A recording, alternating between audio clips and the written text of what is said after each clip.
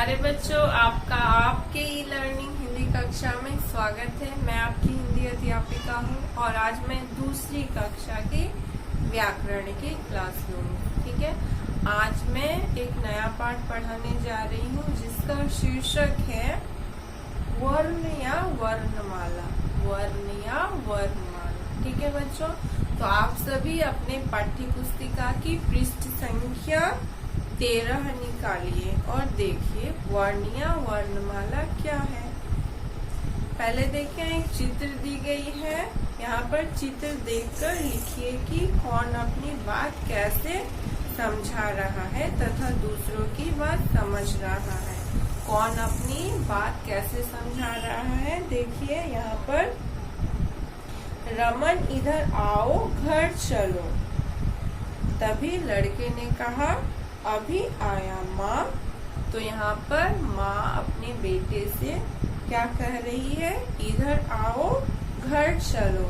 तब बेटे ने कहा, अभी आया माँ। तो ठीक है, यहाँ पर बेटे ने अपनी माँ की बात को समझ लिया और समझकर उसने अपनी माँ को उत्तर दिया कि हाँ मैं अभी आया। ठीक है, अब आइए, आपने पढ़ा और जाना कि जब हम बोलते हैं तो हमारे मुख से ध्वनियाँ निकलती है जिसे आवाजें भी कहते हैं, जिनका कुछ अर्थ होता है। जब हम लोग बोलते हैं बच्चों, हमारे मुख से ध्वनियाँ निकलती है। जैसे अभी मैं आपको समझा रही हूँ तो मेरे मुख से ध्वनियाँ निकल रही है और इसके अर्थ है ना, मैं आपको आपके पाठ को समझा पा रही हूँ, आप पाठ को समझ पा रहे हो।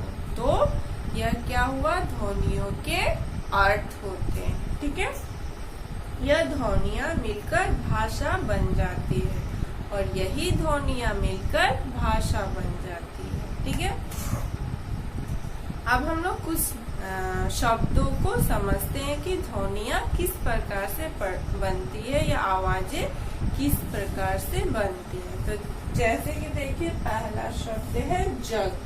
अगर जग को हम लोग वर्णों में विभाजित करेंगे तो किस प्रकार से लिखेंगे, जैसे ज को हम लोग स्वर के साथ कैसे लिखते हैं, तो लिखते हैं हम लोग ज को ज में हलंत जोड़ अ। ठीक है, उसी प्रकार ग को कैसे लिखेंगे, ग में हलंत जोड़ अ, जग। ठीक है, इस प्रकार क्या हुई, ये ध्वनियों को हम लोगों ने लिख दिया।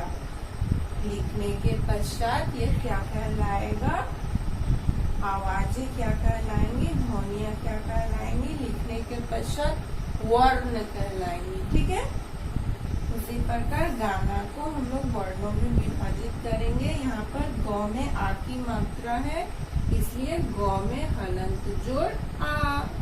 ठीक है, गा। और ना को कैसे लिखेंगे, नौ में हलंत जोड़ आ।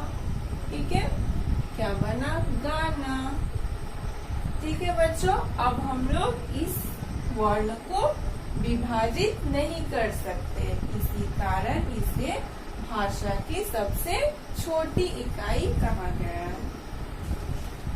इन ध्वनियों को हम और छोटा नहीं कर सकते। ध्वनियों के लिखित रूप को वर्ण या अक्षर कहते हैं। जैसे अभी मैंने कहा, जब हम लोग ध्वनियों को लिखते हैं उसे ही वर्ण या अक्षर कहते हैं, इसे ही वर्ण या अक्षर कहते हैं।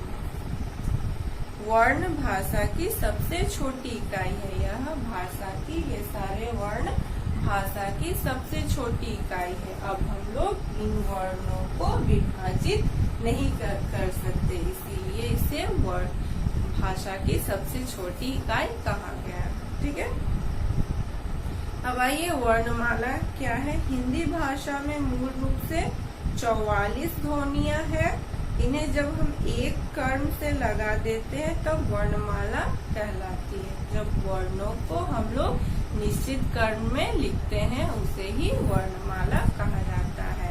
और हिंदी भाषा की मूल रूप से 44 क्या है, ध्वनियाँ है। ठीक है, जैसे स्वर वर्ण और व्यंजन वर्ण। स्वर वर्ण आ, ई और व्यंजन वर्ण है क, ख, ग, घ। ठीक है बच्चों, तो आज के लिए तक, आगे की कक्षा में हम लोग वर्णों के भेद को समझेंगे। धन्यवाद।